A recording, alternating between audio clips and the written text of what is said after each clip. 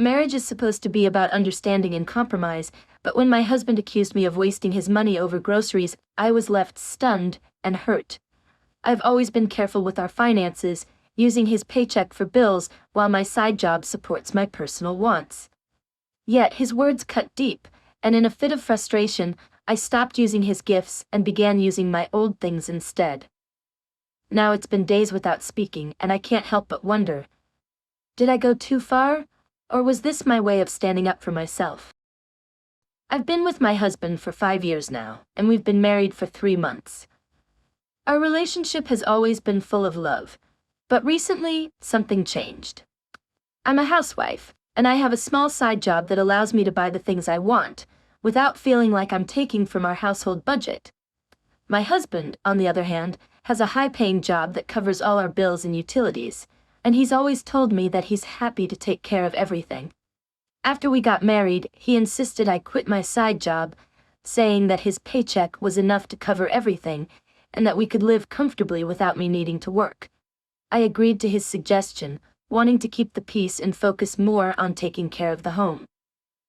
Last Monday, after I finished my grocery shopping, I came home to my husband asking me about the total.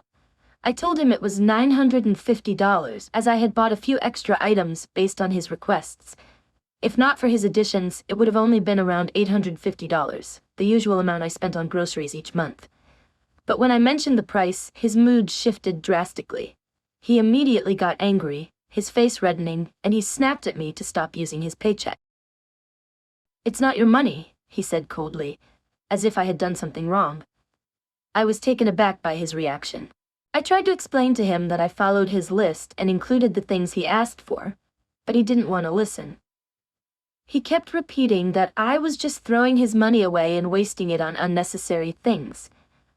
I felt completely blindsided. I've always been careful about spending, especially since I use his money only for necessary bills and utilities, while my side job helps me cover things for myself, my personal wants and small indulgences. I don't ask him for anything unless I absolutely need it. His accusation felt like a punch to the gut. I was angry and hurt, and for the first time, I began questioning whether I was being appreciated for everything I did. After that day, I couldn't stop thinking about his words.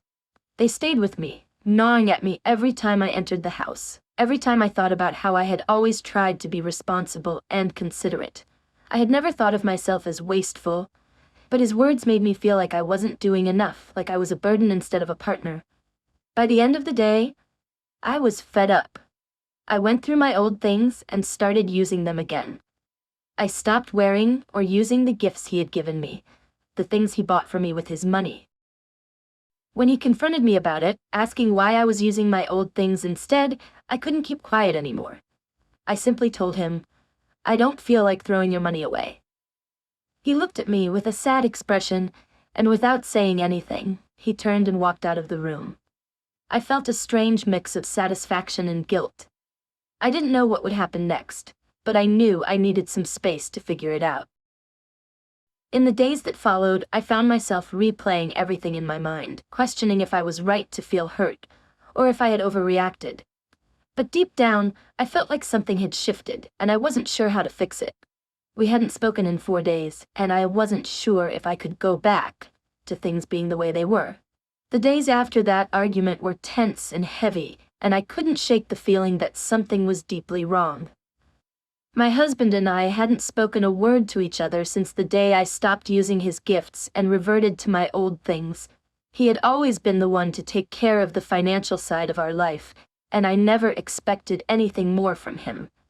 But his words, his accusations about wasting his money, cut deeper than I ever anticipated. I began to question the foundation of our relationship. Had I become just another expense to him? Was I being too sensitive, or did I have a valid reason to feel so upset? Each day, I tried to carry on with my usual tasks, cleaning, cooking, taking care of the house, but my mind kept going back to what had happened. I had never asked him for anything extravagant. I always thought I was being considerate by not overstepping, by sticking to the things that mattered, the bills, the necessities. After all, I was contributing to our life in my own way. But now his words made me feel like I wasn't even doing enough with the little I had. I began to feel more isolated in our home, as if I were living with a stranger who didn't understand me at all. I spent a lot of time reflecting on the grocery situation. It wasn't just about the money, it was the principle. He had asked me to stop working so that I could stay home, but now he was making me feel like a burden. I wasn't spending wildly, I wasn't being careless. I followed his requests on the grocery list. I had bought exactly what he wanted. Yet, he acted as if I had gone behind his back, deliberately overspending. It made no sense to me. How had I gone from being the person who carefully kept the household running to someone who was accused of being wasteful and irresponsible? I began to notice how he was acting differently around me. His energy was colder, his eyes avoided mine when he passed me in the kitchen. I wasn't sure if he felt guilty or if he was just too proud to admit that he was wrong. I couldn't stand the silence anymore, so I decided to confront him. I knew it wouldn't be easy, but I couldn't continue living like this in a house full of unspoken tension. One evening, after a long day, I finally worked up the courage to speak to him. I asked him to sit down and he reluctantly agreed, looking like he was already prepared for another argument. I started by telling him that I hadn't expected what happened with the groceries to affect us so much. I told him how hurt I felt by his comment, how it made me question my place in our relationship. I wasn't just spending his money recklessly. I was trying to do what he asked of me, and all I had ever wanted was for him to see that. I saw a shift in his expression as I spoke, a mixture of frustration and guilt. He didn't interrupt, but I could tell he was processing everything. I explained how, after his accusation, I couldn't bring myself to keep using his gifts because they now felt like a reminder of the judgment he had passed on me. I wasn't trying to punish him. I wasn't trying to make things difficult. I just couldn't pretend everything was fine when I felt so misunderstood. There was silence between us for a few moments, and I could see the conflict in his eyes. Finally, he spoke, his voice quieter than I had expected. "I never meant to make you feel like this," he said, his tone softening. "I'm just frustrated, and I took it out on you. You didn't deserve that." But there was still something I couldn't put my finger on. I didn't know if he truly understood how deeply his words had affected me, or if he was just saying what he thought I needed to hear. I didn't know where this conversation would go, or if it would lead to a resolution, but it felt like the first real step toward understanding. We hadn't solved anything yet, but at least we were talking. After our conversation, things didn't immediately get better, but at least there was some form of communication. For the next couple of days, my husband and I tried to go about our daily routines without bringing up the issue again. I thought maybe time would help heal the tension, but every time I looked at him, I felt that same discomfort from the argument still lingering between us. The truth was, I still wasn't sure how to feel. While he apologized for what happened with the groceries, his words still echoed in my mind, and the sting of his initial accusation hadn't gone away. It wasn't just about the money, it was about how he made me feel like my contributions, whether financial or emotional, weren't enough. He had always told me that he wanted me to stay home because his paycheck could handle everything. But when I did as he asked and focused on our home, it felt like I was being punished for it. Despite the surface-level attempts at normalcy, I couldn't stop thinking about what had been said. It wasn't just about buying groceries. It was about the bigger picture. How I had dedicated myself to making our home a warm, welcoming place, handling everything I was supposed to as a housewife, and still finding myself being accused of wastefulness. I started to wonder if my husband saw me for who I truly was, or if I was just another part of his household he felt entitled to criticize. One evening I decided to address the issue again. I could feel myself growing increasingly distant from him, and I didn't want that. I wanted to understand where things had gone wrong, but I also needed to know if this was something we could fix, or if it was something that would always resurface. I needed closure, or at least some kind of clarity. I sat him down again, this time in the living room, with the quiet of the evening surrounding us. "I need to understand," I began, keeping my voice calm but firm, "why you said what you did about the money, why it felt like my role here, everything I do, isn't enough. After our heart-to-heart conversation, I was cautiously hopeful that things would improve between us. But, as the days passed, I began to realize that words alone couldn't heal the distance that had formed. It wasn't enough for him to just apologize. I needed more than that. I needed him to show me that he understood the weight of his actions, and that things would truly change going forward. I couldn't shake the feeling that something still wasn't right. I was still deeply hurt by the way he had accused me, and while he seemed remorseful, I couldn't help but question whether his apology was just words, or if it would lead to any real change. His frustration with money and spending was understandable, but his choice to take it out on me felt like a pattern, not a one-time mistake. The gift rejection was still fresh in my mind, and I kept thinking that maybe it wasn't just the groceries. It was how he saw me, how he valued my contributions, and how quickly he was willing to undermine them. One evening, I decided to confront him again. I knew we needed to address everything once and for all if we were going to move past it. We couldn't continue to live in this awkward silence, pretending everything was fine. I knew it would be uncomfortable. But if we were going to have a successful marriage, we had to face our issues head-on. When he walked in from work that evening, I could tell something was off.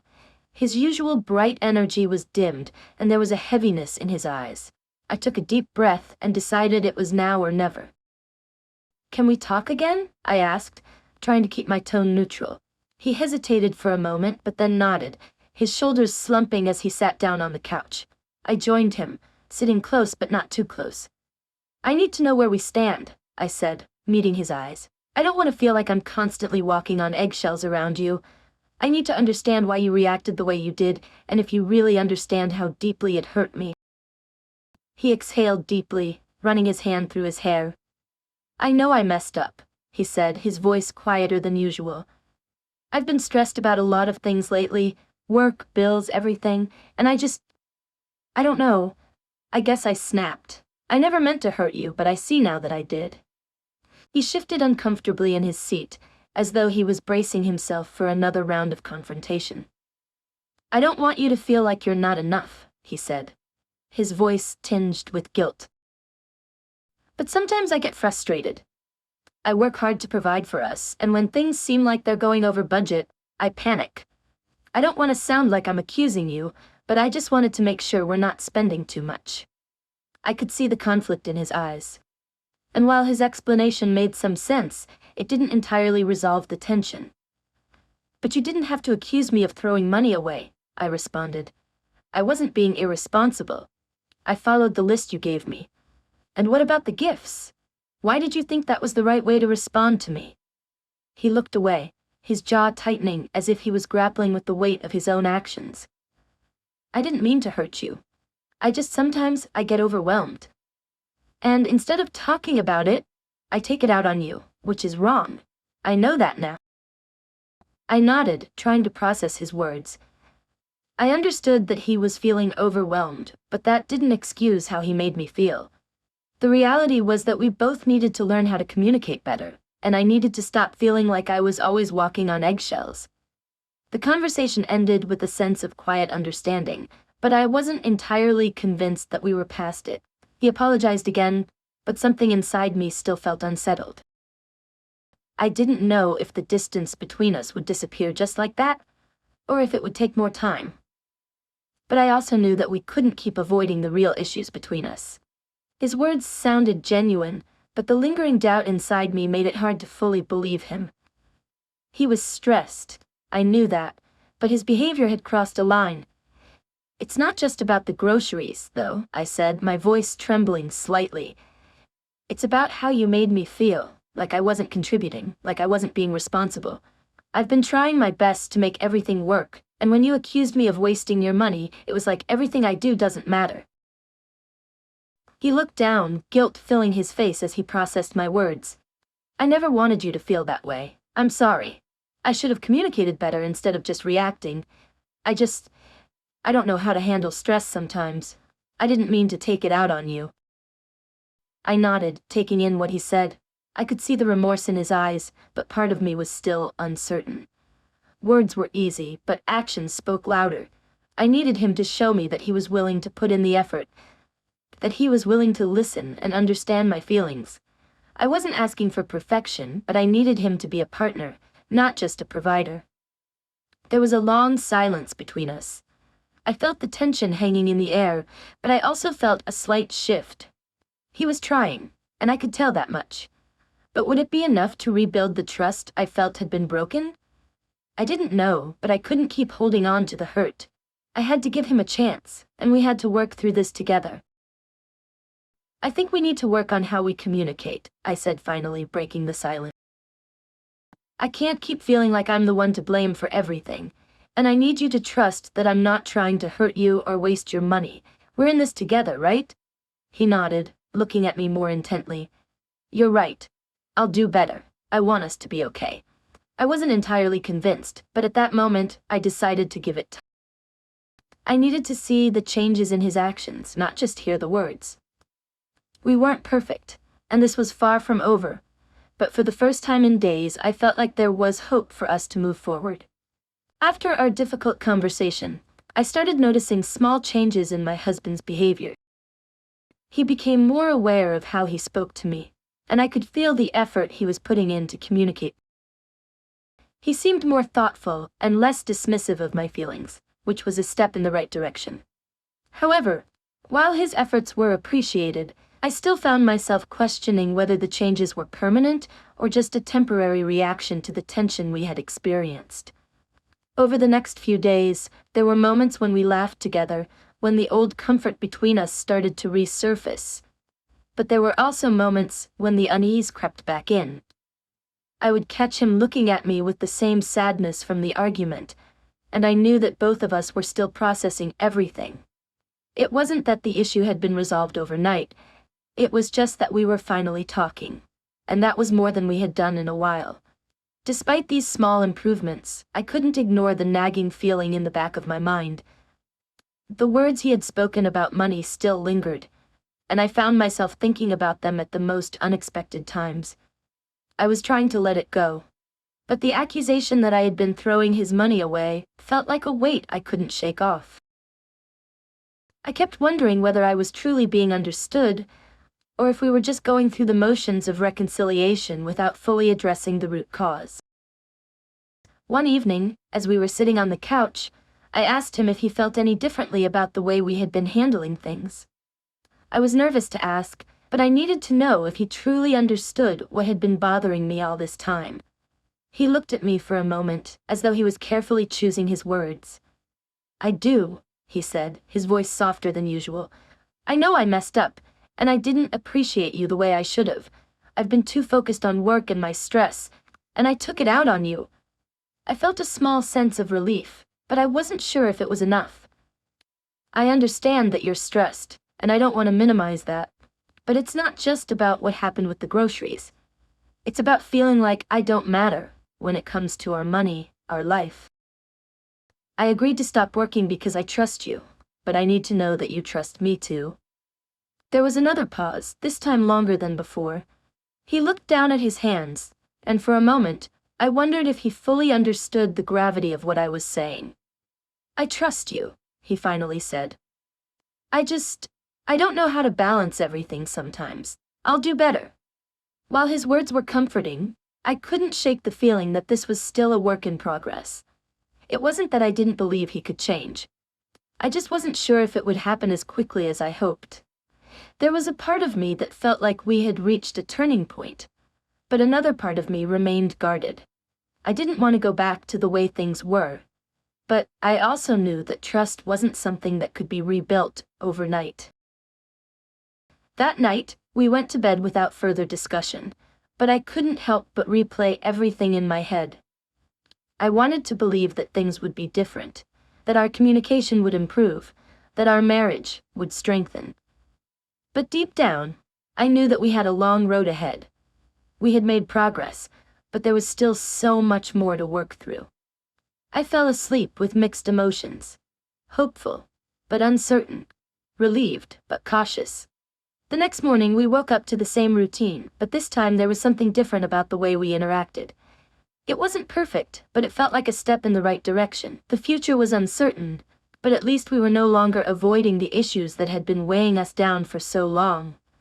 We were taking it one day at a time, and that was all we could do.